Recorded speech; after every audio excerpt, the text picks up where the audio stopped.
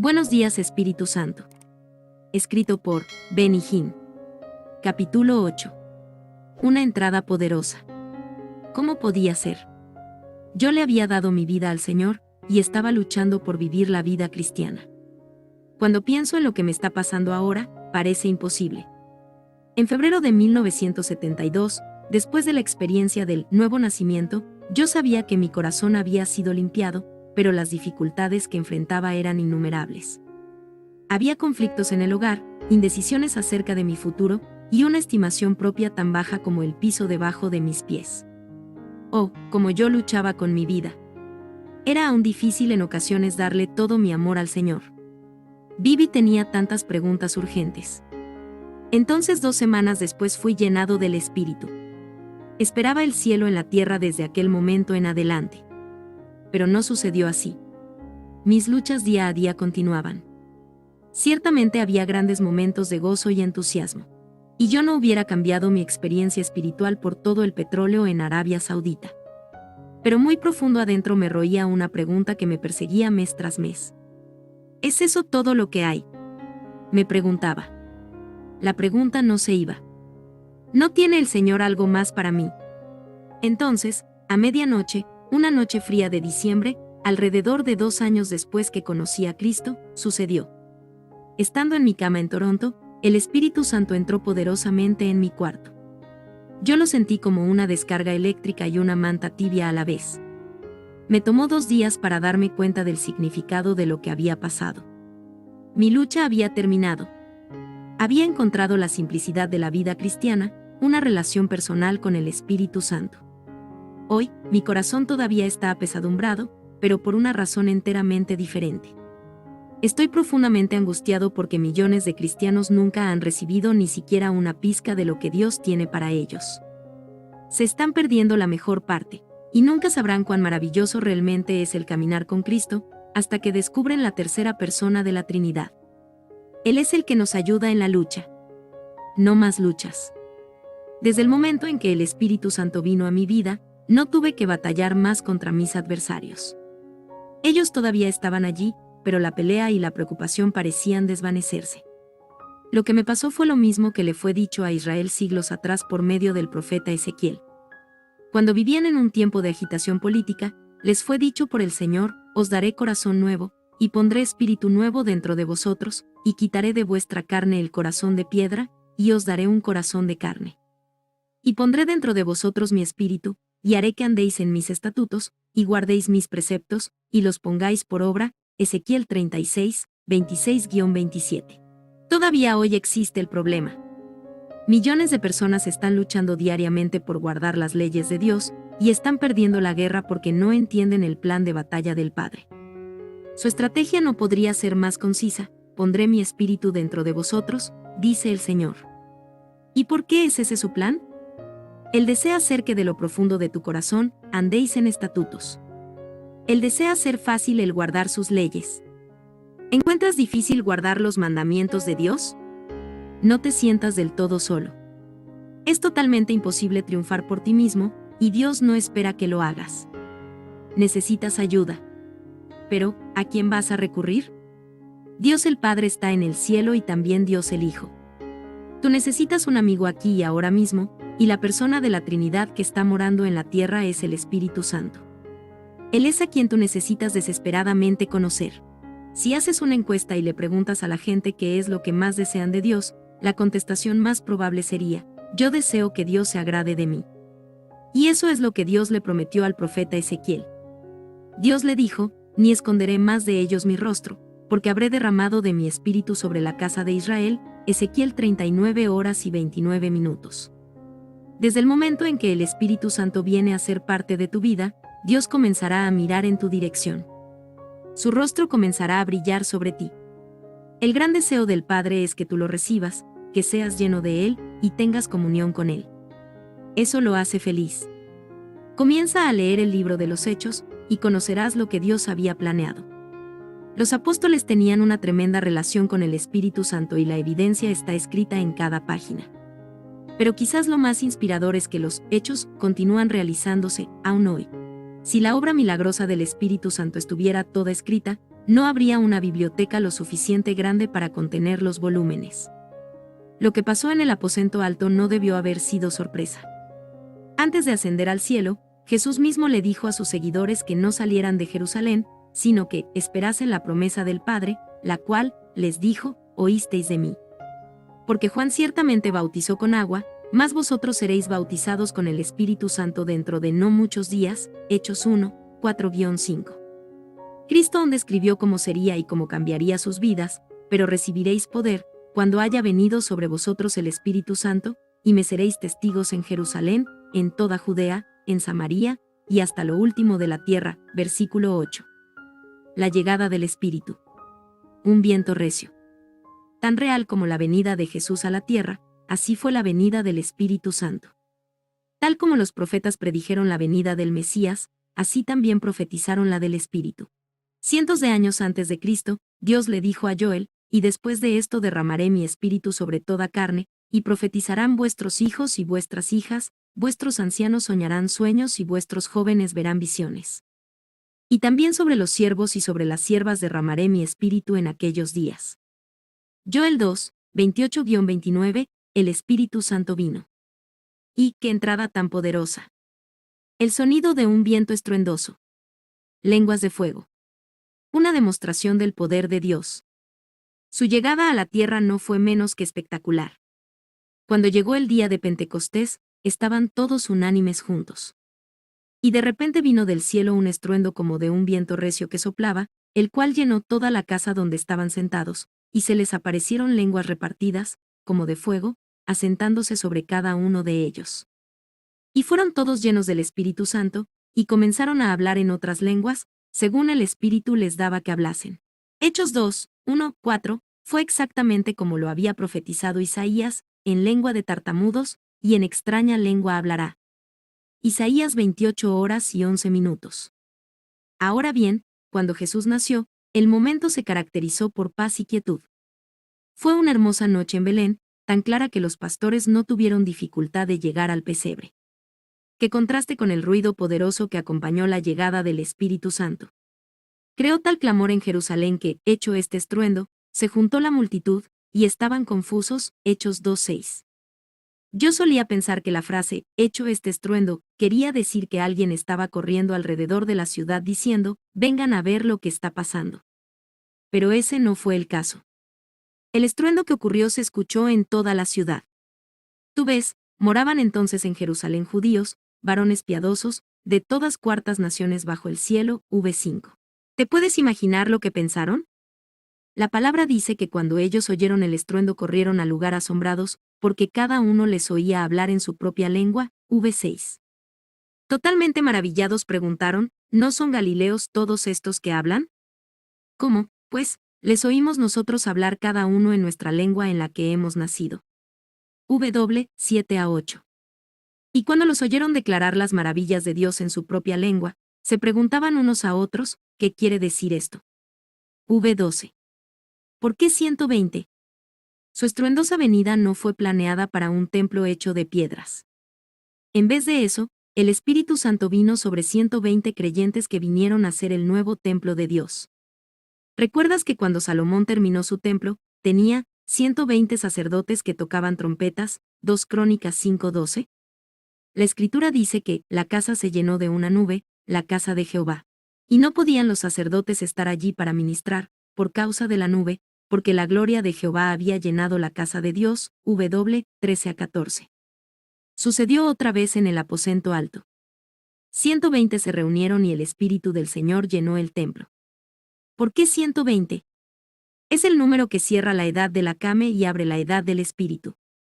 En Génesis, donde Noé estuvo construyendo el arca por 120 años, terminó la era de la carne. Dios dijo, no contenderá mi espíritu con el hombre para siempre, porque ciertamente él es carne, más serán sus días 120 años. Génesis 6:3. Es precisamente por este propósito que el Señor reunió los 120 en Pentecostés. Para que Dios el Espíritu Santo pudiera actuar entre las naciones. Esto marcó el principio de la edad del Espíritu. Los observadores no podían entender qué estaba pasando. Algunos se burlaron diciendo, están llenos de mosto. Hechos 2:13. Pero Pedro, poniéndose en pie con los 11, alzó la voz y les habló diciendo: varones judíos, y todos los que habitáis en Jerusalén, esto os sea notorio, y oíd mis palabras. Porque estos no están ebrios, como vosotros suponéis, puesto que es la hora tercera del día. Mas esto es lo dicho por el profeta Joel, 14:16. Los 120 fueron llenos del Espíritu a tal grado, que podían actuar en su propio poder. El Espíritu era tan poderoso que él tomó control sobre las acciones de los creyentes. Él estaba en acción, cambiando su lenguaje, sus emociones y su comportamiento. Lo que Jerusalén presenció no fue embriaguez, sino el gozo increíble que viene cuando el Espíritu toma control. Yo mismo he sido acusado de algunas cosas. ¡Qué transformación en el tímido Pedro! Sacó lo de predicador que había en él, cuando él alzó su voz y les habló con denuedo a la creciente multitud. Pero, ¿quién tú crees que le dio a él las palabras?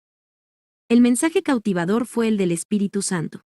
Pues nuestro Evangelio no llegó a vosotros en palabras solamente, sino también en poder, en el Espíritu Santo, 1 Tesalonicenses 1:5. Así es. El Evangelio es predicado por el Espíritu Santo. Él es el que hace la obra. Ahora observa lo que comenzó a pasar de repente en el libro de los Hechos.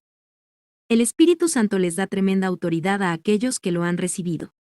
Eran las 3 de la tarde cuando Pedro y Juan fueron al templo, y era traído un hombre cojo de nacimiento, a quien ponían cada día a la puerta del templo que se llama La Hermosa, para que pidiese limosna de los que entraban en el templo. Hechos 3:2. Volviéndose al mendigo, Pedro, con Juan, fijando en él los ojos, le dijo: míranos, V4. Es maravilloso ver a un hombre completamente entregado al Espíritu Santo.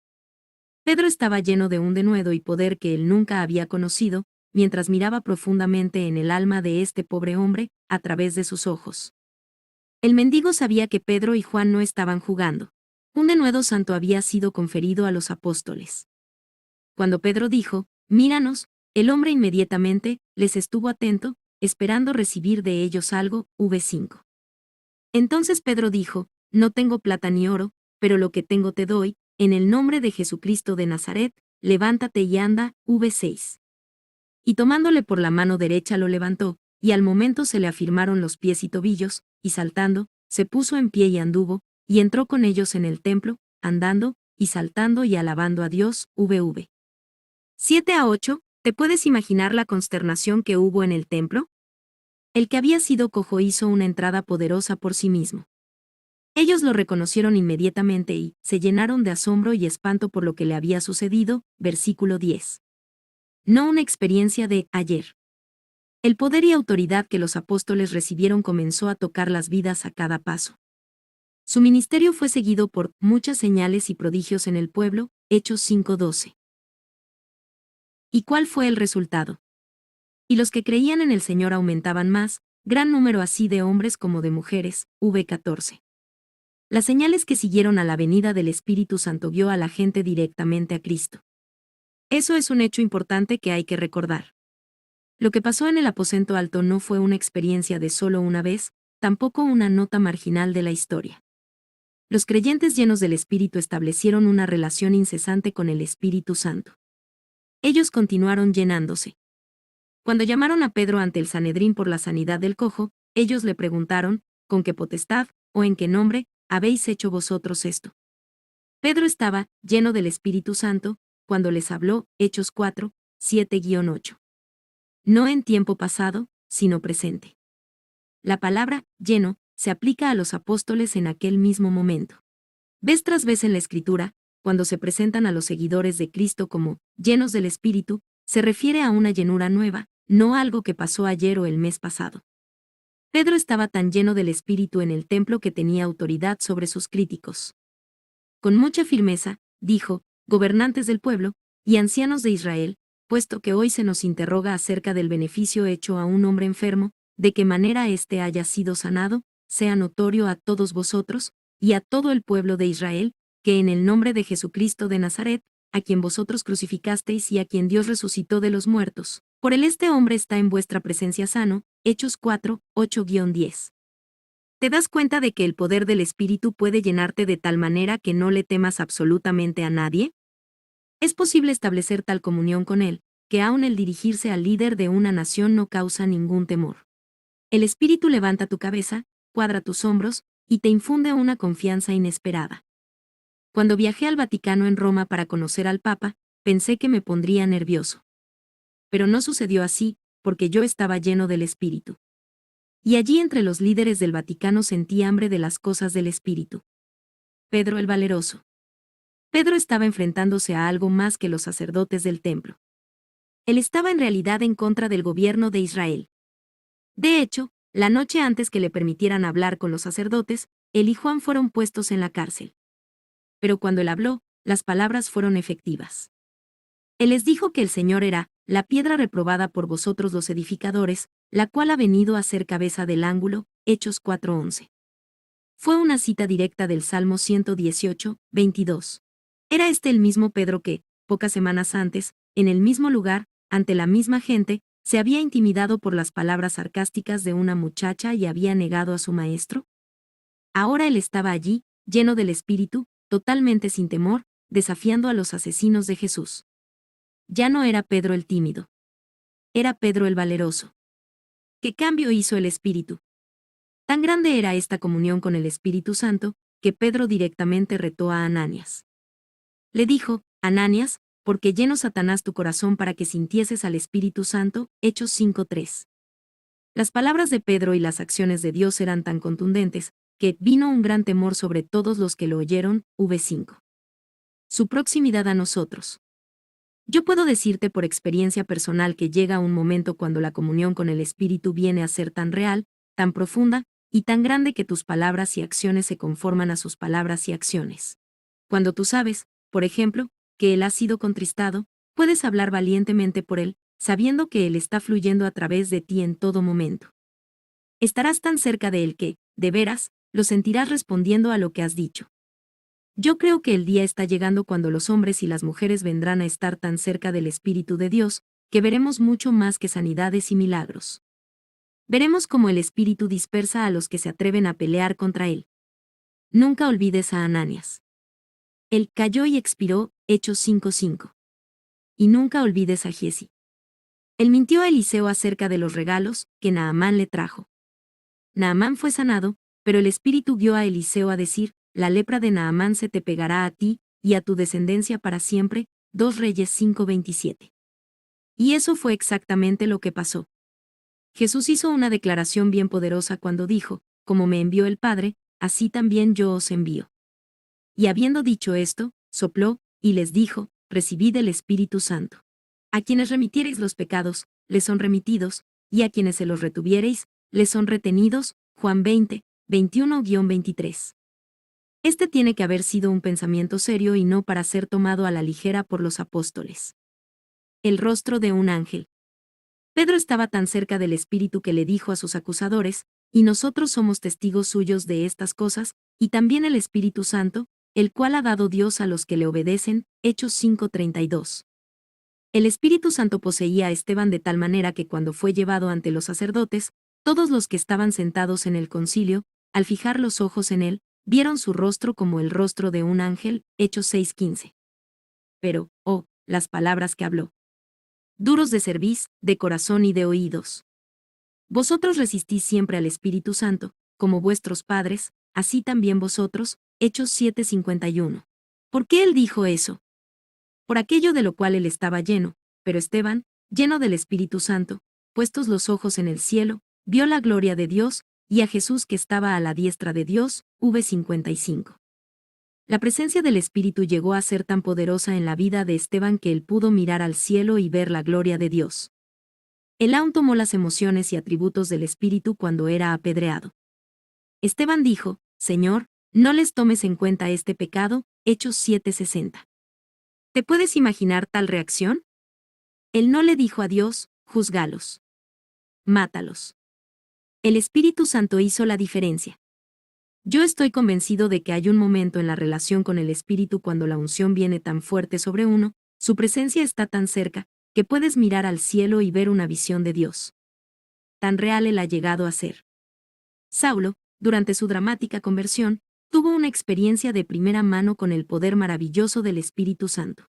Yendo de camino a Damasco, respirando muertes y amenazas contra los seguidores de Cristo, repentinamente le rodeó un resplandor de luz del cielo, y cayendo en tierra, oyó una voz que le decía: Saulo, Saulo, ¿por qué me persigues?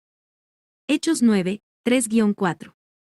Él estaba temblando y temeroso. ¿Quién eres, Señor?, preguntó Saulo. Y el Señor le dijo: Yo soy Jesús, a quien tú persigues. Levántate y entra en la ciudad, y se te dirá lo que debes hacer. Hechos 9, 5-6. Los hombres que viajaban con Saulo se quedaron atónitos y mudos. Saulo quedó ciego debido a la experiencia por 3 días, antes que Dios lo sanara y él fuera, lleno del Espíritu. 17. De nuevo el Espíritu hizo una entrada poderosa. Él transformó a Saulo el antagonista en Pablo el apóstol. De hecho, el efecto se sintió a través de la tierra. Entonces las iglesias tenían paz por toda Judea, Galilea y Samaria, y eran edificadas, andando en el temor del Señor, y se acrecentaban fortalecidas por el Espíritu Santo. Hechos 9:31. Yo no puedo menos que imaginarme qué pasaría si cada ministro en la tierra cayera postrado y buscara una relación personal con el Espíritu Santo. Hablar de avivamiento. Yo creo que revolucionaría de tal manera la vida de la iglesia que los edificios no podrían de momento dar cabida a la gente. Gracias a Dios por los pastores que están vivos en el Espíritu, pero he escuchado a algunos ministros que, sinceramente, harían mejor de funerarios. Una comunión continua con el Espíritu hace la diferencia. La gente está hambrienta de una realidad que solo el Espíritu Santo hace posible. Él nunca deja de obrar. Desde el día de Pentecostés el Espíritu comenzó su obra en la tierra, y ésta nunca ha parado. Nunca. Es increíble cómo Él intervino en la vida de Pedro. Mientras oraba en la azotea de una casa, Dios le dio una visión, y mientras Pedro pensaba en la visión, le dijo el Espíritu: He aquí, 3 hombres te buscan. Levántate, pues, y desciende, y no dudes ir con ellos, porque yo los he enviado. Hechos 10, 19-20. Los 3 hombres de los cuales el Espíritu le habló fueron enviados por un hombre temeroso de Dios llamado Cornelio, un centurión en la compañía la italiana. También él tuvo una visión. Este vio claramente que un ángel de Dios entraba donde él estaba, y le decía: Envía, pues, ahora hombres a Jope, y haz venir a Simón, el que tiene por sobrenombre Pedro. Hechos 10:3-5. Pero no era el ángel el que hablaba. Era el Espíritu Santo hablando mediante el ángel. ¿Recuerdas? Dijo el Espíritu: Yo los he enviado. 19-20. El Espíritu Santo es una persona activa. Él nunca cesa de obrar. Él aún enviará un ángel a ti si es eso lo que tú necesitas. Lo que pasa en la tierra es la obra del Espíritu. Él es el representante del Padre y del Hijo. En la casa de Cornelio, Pedro predicó la muerte, sepultura y resurrección de Cristo. Y mientras aún hablaba Pedro estas palabras, el Espíritu Santo cayó sobre todos los que oían el discurso. Hechos 10:44. Los creyentes que habían venido con él, se quedaron atónitos de que también sobre los gentiles se derramase el don del Espíritu Santo. Porque los oían que hablaban en lenguas, y que magnificaban a Dios. 45-46. Nunca olvides que la palabra viene primero. El mensaje de Cristo tiene la preeminencia. El Evangelio es el fundamento para todo lo que Dios el Espíritu Santo fue enviado a hacer. El Espíritu está interesado en tu vida, aun en tu futuro.